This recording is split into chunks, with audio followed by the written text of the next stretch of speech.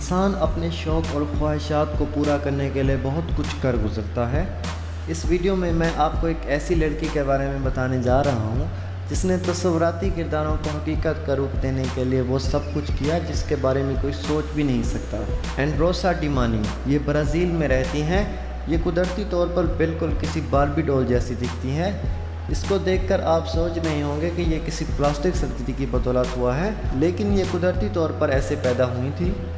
एंड्रेसा बिल्कुल डॉल जैसी दिखने के लिए थोड़ा सा मेकअप करती हैं और आंखों में लेंस लगाती हैं और वो बिल्कुल डॉल जैसी दिखने लगती हैं। एंड्रोसा का एक अपना पॉपुलर यूट्यूब चैनल भी है जिस पे वो मेकअप के ट्यूटोरियल्स अपलोड करती हैं।